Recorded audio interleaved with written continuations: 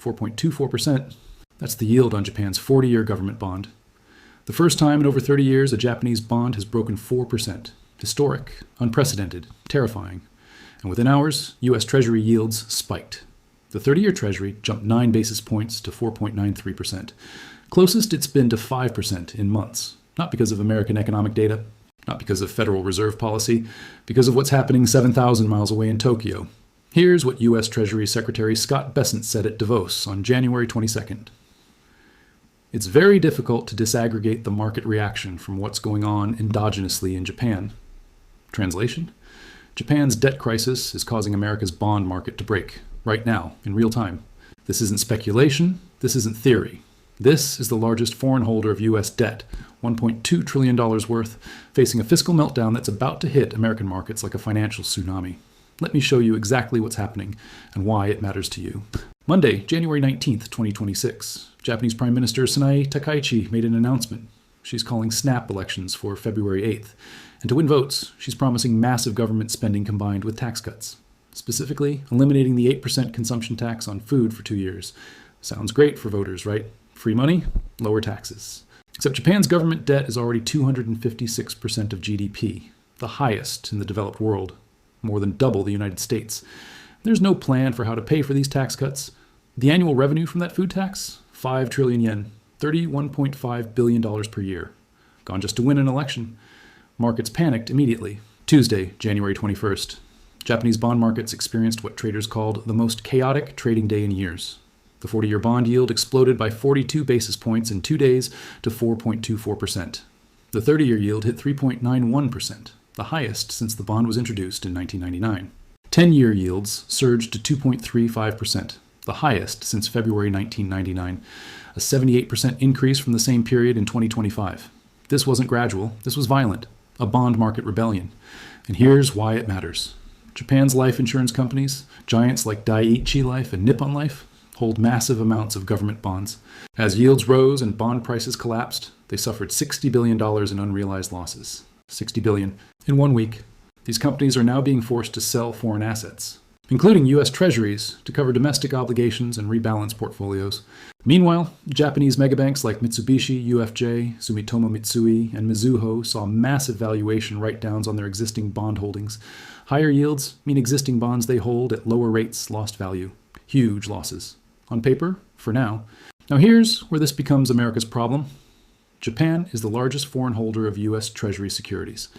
As of November 2025, Japanese entities held about $1.2 trillion in U.S. Treasuries. Let that land for a second. The largest. Bigger than China, bigger than the UK, bigger than everyone. For decades, this arrangement worked almost too well. Japanese yields were near zero. U.S. yields were 2, 3, 4%. So Japanese investors bought U.S. Treasuries, earned the spread, and everyone went home happy. This is the classic carry trade. Japanese pension funds, insurance companies, and banks poured trillions into U.S. debt. That flood of money kept American borrowing costs artificially low. Your mortgage, your car loan, your student loans, all of it came a bit cheaper because Japan was quietly buying American debt in the background. But now, different world. Japanese 40-year bonds are paying 4.24%. U.S. 30-year treasuries are paying 4.93%. That's a spread of only 69 basis points, 0.69% difference. In the old days, that kind of spread wouldn't even get a trader out of bed. And when you factor in currency hedging costs, the yen potentially strengthening against the dollar, and the basic risk of holding foreign assets, that spread disappears. Or worse, it goes negative. So ask yourself, why would a Japanese investor hold U.S. Treasuries at 4.93% when they can get 4.24% at home in their own currency with no FX risk? They wouldn't, and they're not. Citigroup estimates that Japanese life insurers could sell up to $130 billion in foreign bonds, primarily U.S. Treasuries, to rebalance portfolios and cover domestic losses. $130 billion. That's not spreadsheet money. That's real selling in the market money. And it's already started. According to data analyzed by multiple analysts, Japanese investors have been net sellers of foreign bonds for months. The line on the chart isn't bouncing, it's drifting steadily downward. The trend is clear, the capital is coming home. Now, some people shrug this off and say, Japan's debt has been high for decades. Why is this any different? Because for decades, the Bank of Japan basically rigged the game. They controlled bond yields through a policy called yield curve control.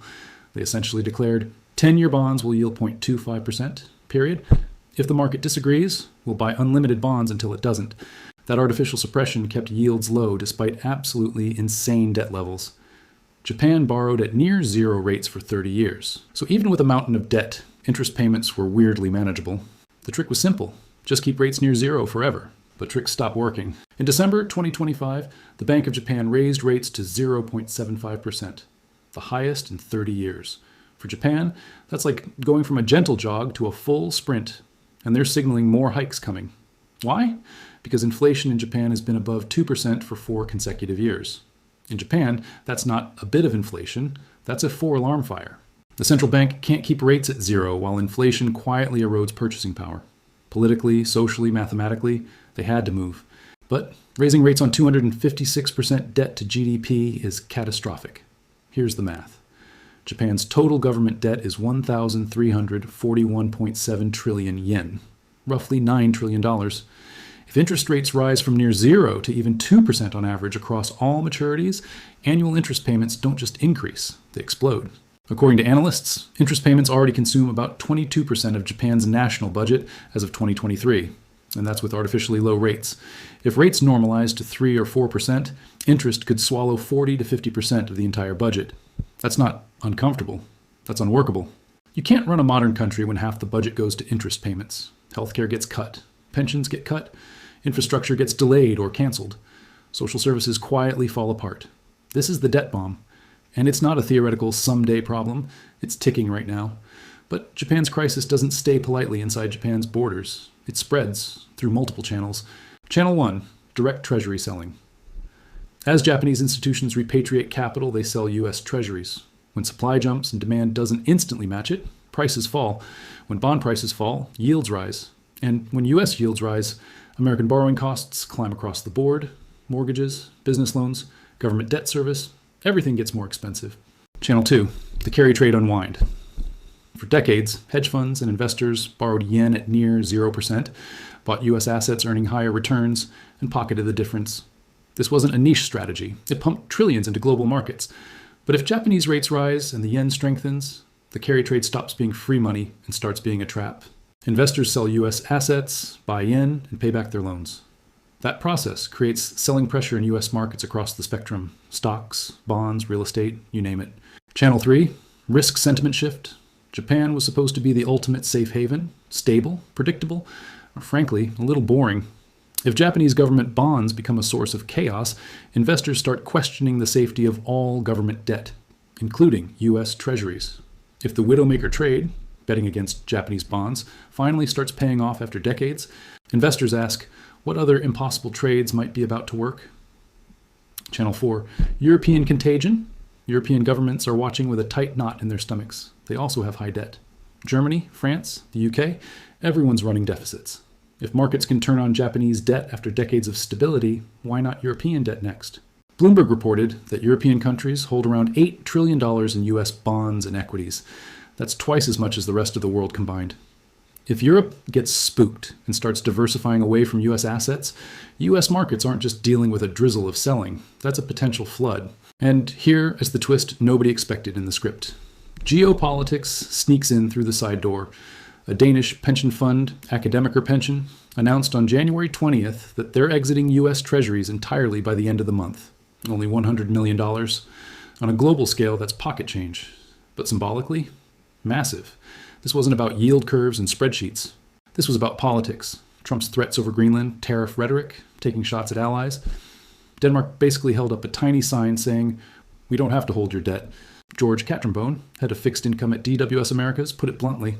The Danish pension fund retort is an important gauge of sentiment, because if allies start even symbolically weaponizing their treasury holdings, confidence erodes. And confidence is everything in bond markets. When confidence goes, yield spreads don't just move, they snap. So what happens next? Let's game this out based on current trajectories. Scenario 1, controlled unwind. Japanese institutions gradually sell U.S. Treasuries over 12 to 24 months, maybe 100 to 200 billion total. U.S. yields rise modestly, maybe 50 to 100 basis points. It hurts, housing slows, corporate borrowing gets pricier, but the American economy bends without breaking. This is the best case. Scenario 2, accelerated selling. Japan's fiscal situation worsens. Elections inject more uncertainty. Politicians promise more unfunded stimulus. Bond vigilantes smell blood and push yields higher. Japanese institutions are forced to liquidate foreign holdings quickly to cover domestic losses. 300 to 500 billion in U.S. Treasuries gets dumped in roughly 6 months. U.S. yields spike 150 to 200 basis points. A recession goes from possible to very likely. This is the probable case. Scenario 3, full crisis. Japan's bond market outright breaks. Yields on long-term bonds hit 5 to 6%. Life insurers face solvency threats. Bank capital ratios get blown up. Forced liquidations of foreign assets begin in earnest. 600 billion to 1 trillion in U.S. Treasuries hit the sell side over a period of months. U.S. yields spike 200 to 300 basis points. Credit markets seize up. Global recession. Possible depression. This is the nightmare case. Which path we end up on depends on two big variables: Japanese politics and the Federal Reserve AES response.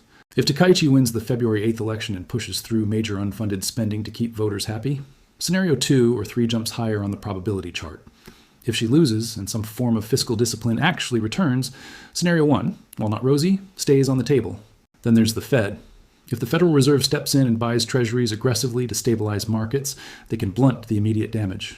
But that means restarting quantitative easing in a big way, printing money, expanding the balance sheet, and that brings inflation risk right back into the conversation. There's no free lunch, just different bills arriving at different times. But here's the hidden danger that barely anyone is really pricing in: the precedent this sets. For 75 years, the global financial system has run on a core assumption. U.S. Treasuries are risk-free, the safest asset on earth. You might lose your shirt on stocks, real estate, or corporate bonds, but not on U.S. government debt. America always pays. This assumption is what allowed the U.S. to borrow $38 trillion, to run massive deficits for decades, to fund wars, stimulus packages, tax cuts, and social programs, all on borrowed money, because the rest of the world kept showing up and buying our debt. But what if that assumption cracks? What if foreign investors look at Japan's crisis and think the U.S. debt to GDP ratio is 130%? Japan's is 256%. They're ahead of us, but we're walking the same road. What if they start demanding higher yields, not because the U.S. is in crisis today, but because they think the trajectory leads there tomorrow? Not current risk, future risk. That's the real bomb, not just Japan's debt, the precedent. The hairline fracture and global confidence. The realization that there is no such thing as truly risk-free sovereign debt when the numbers get big enough and the politics get weak enough. And once that genie is out of the bottle, it doesn't calmly climb back in. January 20th, 2026. Japan's 40-year bond hits 4.24%. Within hours, U.S. 30-year treasuries spiked to 4.93%. Treasury Secretary Scott Bessent admits in Davos that America's bond market is reacting directly to Japan's crisis. This isn't some academic model. It's not theoretical. It's happening in real time. Japan holds $1.2 trillion in U.S. treasuries. Life insurers are staring at roughly $60 billion in losses. Banks are booking massive write-downs. Capital is being pulled back home. Citigroup is flagging $130 billion in potential treasury selling just from one slice of the Japanese market. And Japan's debt? 256% of GDP. Interest payments already eating 22% of the budget. A prime minister tossing around unfunded spending promises to win elections. A central bank raising rates into a fiscal hurricane. The math doesn't work. Something has to give. And when it does, America doesn't get to stand behind the glass and watch. It gets hit. Because we borrowed from Japan for decades, we kept our rates artificially low. We funded a more comfortable lifestyle on someone else's savings. And now they need their money back. The debt bomb isn't just Japan's problem. It's ours. We're financially joined at the hip. And when Japan's bomb explodes, the shrapnel doesn't ask for a passport before hitting American markets. Subscribe, because the next video breaks down exactly which assets historically survive sovereign debt crises. We'll go through what happened during Europe's RS debt crisis in 2011 and 2012, what worked, what blew up, and what never recovered. You need to see that playbook. Drop a comment. Are you worried about rising bond yields? Are you positioning for this? Or do you think the market shrugs it off and moves on? Remember, Japan's crisis is America's crisis. The largest foreign holder of our debt is staring down a fiscal meltdown, and the markets have already started to react. The bomb is ticking. The only real question left is how big the explosion will be and who enyacts standing too close when it goes off.